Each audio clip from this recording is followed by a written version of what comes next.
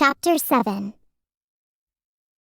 Piper had no idea what to do next, so she sat down in the booth and idly leafed through the books, thinking. Wishling books were so heavy and cumbersome. How did students carry them around, much less hold them up to read? Concentrate, Piper, she told herself. Focus on Olivia. Where could she be? Why had she left so suddenly? Would she return? Piper pushed aside our nation's history through the centuries to clear space to put her head down. She always thought better that way. But the history textbook bumped the math book, which nudged something called advanced reading material for the young scholar, and they all fell onto the seat across the table. Ouch! Olivia popped up, rubbing her shoulder. The book thudded to the floor. You were resting here the whole time? Piper was amazed. I'm so sorry I interrupted your time of rejuvenation. Huh? Olivia sounded confused. She blinked and shook her head. I must have fallen asleep. Piper nodded encouragingly. It certainly made sense to sleep in the late afternoon, although, as a general rule, she preferred an earlier nap time. Olivia yawned. I've been so tired lately. Piper leaned closer, a tingle of excitement running down her spine. Clearly, Olivia wasn't getting enough sleep. Most likely, she was anxious about a problem. Worrying could keep anyone awake. And her wish must revolve around solving the problem. But what was the problem? Piper could almost feel the wish dangling in front of her, tantalizingly, as if she could reach out and touch it. Sometimes I have trouble sleeping too, Piper told Olivia, in a way meant to encourage her to tell more. That was stretching the truth. So Piper crossed her legs at the ankles the way starlings did if they told a fib. You do? Olivia took a deep breath. Usually I fall asleep as soon as my head hits the pillow, and I don't wake up until my alarm goes off. But lately I've been sensing an evil presence lurking in your dreams, dark and threatening. You can almost see it in your mind's eye whenever you close your eyes. Piper's voice trailed off when she caught sight of Olivia's put-off expression. No, Olivia said, leaning back against the bench, farther away from Piper. Oh, starf, Piper muttered to herself. Now she had really freaked out her wisher, and she really needed to gain Olivia's trust. It was so important in pinpointing the correct wish. Don't mind me, she said airily, as if it didn't matter that much. That whole evil presence stuff, it was just part of a bad dream I had the other night. Olivia smiled sadly. I've been having bad dreams too, she confided. But then she seemed to pull back once more and shrugged. It's really no big deal. Everyone has bad dreams. I'm sure they'll just go away. She didn't sound like she believed it. And Piper didn't believe it either. Bad dreams had a way of sticking around until you figured out what they meant. Girls? Alice called from behind the counter. Come and get your dinner. Reluctantly, Piper stood when Olivia did. They made their way to the front of the diner, where 2 heaping plates of food were waiting. Piper stared at her dish. She didn't recognize a thing, so she grabbed a nearby menu and leafed through the pages. There were tons of choices. How could she figure out what she was eating? Her eyes stopped at the entry, hot dog. She gasped. Wasn't that a wishling pet? But right next to the words was a picture of a cylinder-shaped food in a bun. It looked nothing at all like those cute 4-legged creatures. Luckily, there were other pictures, too. Piper identified her food as a veggie burger, sweet potato fries, one of those long, green, and bumpy things called a pickle, and coleslaw. She couldn't guess what that was, even squinting at the photo. Partial to greens, she started with the pickle.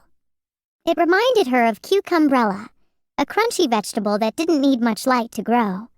There were always lots to be found in the flats. Piper picked up her knife and fork to cut the pickle, but Olivia was just holding hers in one hand, so Piper did the same. When on Wishworld, do as wishlings do, she thought. That was one of the sayings professors were always spouting. She took a big bite. Sour. Everything else was delicious, though. Piper decided she'd have this for every meal on Wishworld if she could. In record time, Piper finished her dinner. Traveling to Wishworld used up so much energy. She had definitely needed to replenish. Meanwhile, Olivia just pushed her food around the plate. Piper was sure she was still thinking about her bad dream. If only she could get Olivia to open up again. She had to try. And this time, she'd take it slow. Maybe you'd like something else to eat? She asked gently. Some kind of comfort food? Eating garble greens always made Piper feel better. I can get it for you. Good idea, Piper. Comfort food. But I'll take care of it myself. Olivia jumped off her stool, went around the counter, and started working by the fountain area. Piper grinned. Olivia smiled back as she grabbed 2 tall glasses. In each, she put a spoonful of chocolate syrup and some milk. Then she filled the glasses with cold seltzer from the fountain tap. Olivia named everything as she went, so it was easy to follow. Piper could barely contain her excitement when she heard chocolate. Even though she'd eaten a big dinner, she still had to try the tasty treat she'd heard about from other star darlings. But she did have to ask about the seltzer. Oh, it's just bubbly water, Olivia explained, adding a bit more. The drinks foamed to the brim, without one drop spilling over. Olivia mixed the glasses with a long spoon and plopped in straws. Then she pushed one across to Piper. Try it, she said. Piper sipped. Fantastic! The drink was star-amazingly refreshing, with a yummy chocolate sweetness to it. But it had a fizz and pop, too, and might just have been the best thing Piper had ever tasted. Other star darlings had talked about soda and chocolate milk, but she doubted anyone else had had one of these on her mission. What is it called? It's a chocolate egg cream. I know, Olivia added quickly. It doesn't have eggs or cream, so don't ask me why it's called an egg cream. And I'm not surprised you don't know it. Hardly anyone outside of New York City has heard about it. New York City? The place name meant nothing to Piper. She supposed it was a very small town in the middle of nowhere. It had to be for hardly anyone to know about this wonderful drink. Piper reached for her trusty menu to find the listing. Oh, you won't find it there, Olivia said. People wouldn't order it anyway. It's just a New York thing. You know, my parents are from there. Okay, girls, said Alice, reaching to clear Piper's empty glass. It's getting late. Time for you to head out. She looked at Piper. Is someone coming to pick you up? Piper concentrated. Staring into Alice's eyes, she said solemnly, Why don't I sleep over at your house? Alice sniffed the air. There's that rhubarb pie smell again. How strange. Pete isn't even baking today. Then she looked at Piper. Why don't you sleep over at our house? Olivia looked surprised but not upset. A favorable sign, Piper thought. Sounds good, said Piper. I'm sure my grandma won't mind. Holding in her laughter, she pretended to place a call on her Stars app. Her family had no idea she was on Wishworld, but she felt sure that if they had, they'd have been fine with her spending the night with this nice family. The 2 girls cleared the rest of their dishes, then made their way to Olivia's home. It was just around the corner from the diner, on a street very much like the one she'd walked down earlier, with snug little houses and big leafy trees. To open the front door, Olivia used a metal tool, twisting it into a hole below a knob. The inside of the house was just like the outside, Piper thought. Cozy and colorful, with shaggy rugs covering brightly polished hardwood floors, small rooms, and lots of knickknacks spread on shelves and cabinet tops. In one alcove, framed photos and awards covered the wall. Piper examined them all closely. In most pictures, Olivia posed with an older girl who had the same deep blue eyes. "Is this your sister?" Piper asked. "Yup," said Olivia. "Isabel." Isabel's awards took up more space than Olivia's, Piper noticed. But that was probably because she was older. She'd finished more school years. "You both are excellent students," Piper observed. Piper meant it as a compliment. She expected Olivia to say thank you, or at least acknowledge the comment in some way. But Olivia leaned over her backpack, as if she didn't want to continue the conversation. She pulled out some textbooks and said, "I'll do my homework now if you don't mind." Piper finished for her. "Why would I mind? You feel like I'm a real guest, I know, and like you're responsible for me. But I basically invited myself. Do your homework." Olivia finished her homework at the dining room table, while Piper browsed through her school books. She couldn't get over the feel of them. They were heavy, true, but wonderful, too. The textbook pages were so smooth and shiny and fun to turn. After about an hour, Alice came home from the diner and announced, "Bedtime!" Olivia pushed aside dozens of stuffed animals on her bedroom floor and set up a blow-up bed for Piper. She opened a drawer to show Piper pair after pair of pajamas. Piper lifted a gauzy scoop-necked nightgown, the color of luminous lake. "Could I wear this one?" she asked. "Of course," said Olivia. Without even looking, she took the first pair of pajamas from the pile and went to the bathroom to change. It always amazed Piper that most starlings paid so little attention to their nightwear. She guessed wishlings did the same. The girls settled into their beds quietly. "That has to change. We need to connect," Piper thought.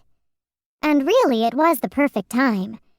There was something about talking in the dark, right before you fell asleep, that was tailor-made for confidences.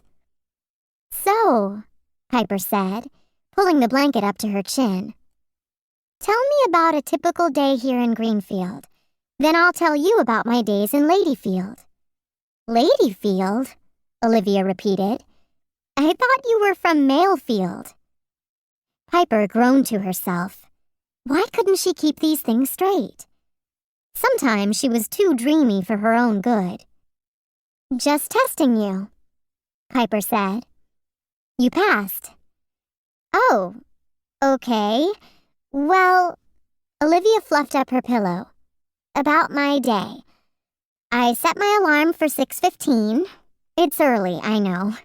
We don't have to be in school until 9, but I have to give yourself plenty of time, in case you have more bad dreams and need to shake off that feeling of impending doom." No. I have to go to the diner to eat breakfast." Piper considered this. Olivia went to the diner before school and after school. That was a lot of time spent away from home. Could that have something to do with her wish? Most likely, yes. She should definitely look into this more. "Okay, breakfast. So then what?" Piper prompted her. "Then my friends meet me in front of the diner and we discuss any disturbing dreams you may have had the night before." Piper finished. "Walk to school together," Olivia said, moving closer to the wall, putting more and more distance between them. But Piper had to keep trying. "And then school?" "School is just plain old school." Now Olivia actually turned her back on Piper. "And then I head back to the diner after." The diner again. Olivia was there way too often, and it was obviously stressing her out. It sounded like she was working an awful lot. Maybe she wanted to be home instead. Maybe she wanted to join an after-school club or play a sport. Although Piper didn't see the appeal, many starlings did, and it was really good for them. But, once again, Piper was getting off track. Olivia, she told herself. Well, I'm here now, she said to Olivia. I can cover for you at the diner so you don't have to work so much. Wouldn't that be great? Oh, no. I love working there, Olivia told her, sounding annoyed. I don't have to go. I go because I want to. She yawned. I'm getting kind of tired, she said pointedly. Uh-oh. All Olivia wanted to do was sleep, but Piper kept asking irritating questions. Suddenly, a thought popped into her head, and she sat up. What? Olivia said, sounding even more annoyed. Don't worry, said Piper. I won't ask you any more questions. I just had an idea. If you like, I could show you some ways to relax. I know some techniques that may help you sleep. Really? Said Olivia, interested. She sat up too. Piper nodded. Okay, Olivia agreed. Let's do it.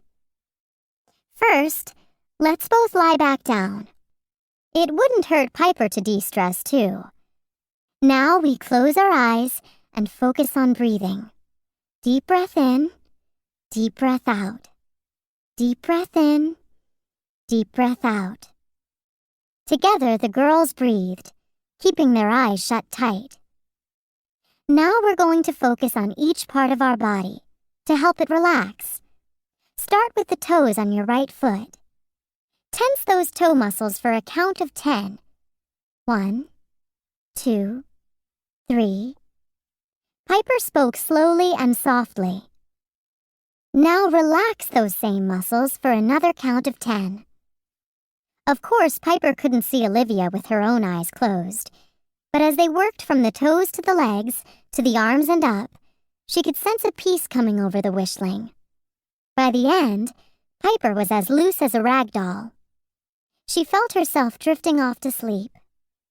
I hope this helps Olivia, she thought.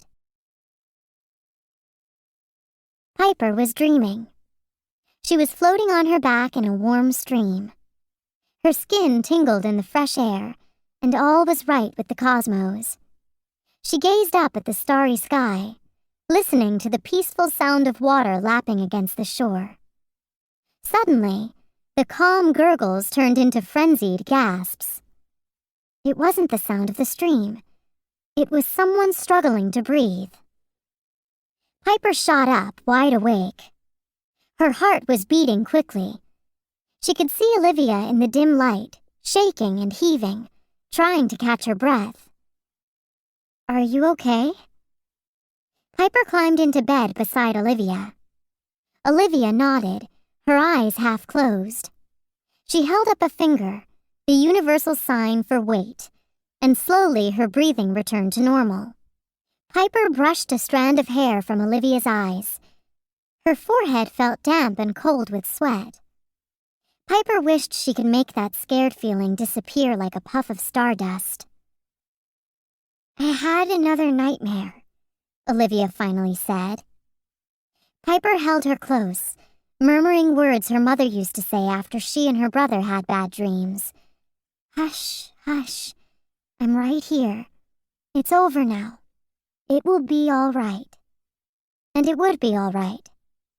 Piper just had to identify the correct wish and help Olivia make it come true. Then everything would be fine. And Piper felt sure she was on the right track. Olivia might not be working too hard, but Piper was sure her wish had to do with the diner. She'd barely mentioned anything else. Still, Piper thought ruefully, she'd felt sure the relaxation exercise would help Olivia get a good night's sleep. And look how that had turned out. It hadn't done a star-blessed thing.